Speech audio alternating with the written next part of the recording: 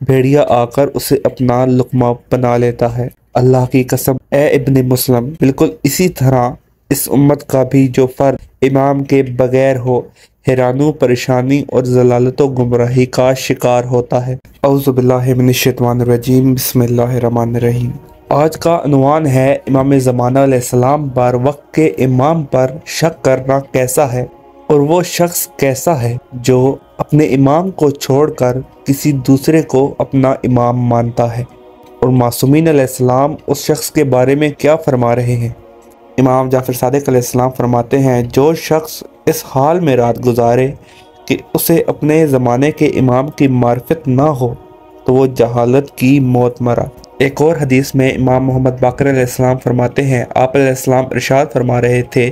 کہ جو شخص خدا کی عبادت کو دین کا حصہ سمجھے اور اس میں بہت زیادہ محنت و ریاضت کرے مگر اس کا کوئی امام نہ ہو تو اس کی ساری عبادتیں بیکار اور ناقابل قبول ہوں گی، وہ گمراہ اور حیران و پریشان ہوگا، خدا اس کے اعمال کو ناپسند کرے گا۔ اس کی مثال اس بکری کی سی ہے جو اپنے نگہبان یا باقی ریوڑ سے الگ ہو جائے اور جاتے یا آتے راستے سے بھٹک جائے اور سارا دن حیرت کا شکار رہے، پھر جب رات ہو اور اسے بکریوں کا کوئی ریوڑ دکھائی دے جس کا نگہبان بھی ساتھ ہو اور فریب و خوردہ اس ریوڑ کے ساتھ مل جائے، چنانچہ وہ اپنی رات اسی ریوڑ کے ساتھ اسی کے باڑے میں گزارے، اور پھر جب صبح ہو اور ریوڑ کا نگہبان اپنی ریوڑ کو چرانے کے لیے لے جانے لگے تو وہ دیکھے کہ یہ ریوڑ اور نگہبان تو میرا نہیں،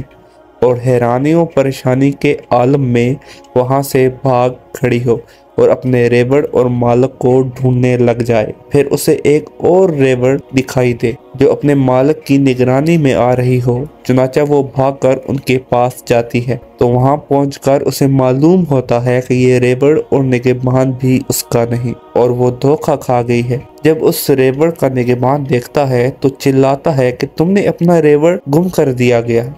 جاؤ اپنے ریوڑ اور مالک کو ڈھونڈو، تو وہ ان سے بھی دور بھاگ جاتی ہے اور حیران و سرگردان رہتی ہے۔ اس کا نگہبان نہیں ہوتا جو اسے چراگاہ لے جائے یا اپنے باڑے کی طرف پلٹا دے، وہ اس طرح بھٹکتی رہتی ہے، آخر بھیڑیا آ کر اسے اپنا لقمہ بنا لیتا ہے۔ اللہ کی قسم اے ابن مسلم، بالکل اسی طرح اس امت کا بھی جو فرد امام کے بغیر ہو حیران و پریشانی اور ضلالت و گمراہی کا شکار ہوتا ہے، اگر وہ اسی حالت میں مر جائے تو کفر و نفاق کی موت مرتا ہے۔ اے محمد، جان لو کہ ائمہ حق علیہ السلام اور ان کی پیروی کرنے والے ہی خدا کے دین پر ہیں، اور ائمہ جو خدا کے دین اور حق سے جدا ہیں، ایسے لوگ خود بھی گمراہ ہوتے ہیں اور دوسروں کو بھی گمراہ کرتے ہیں۔ ان کے اعمال اس راہ کی طرح ہیں جسے تیز آندھی آنے والے دنوں میں اپنے ساتھ اڑا لے جاتی ہے،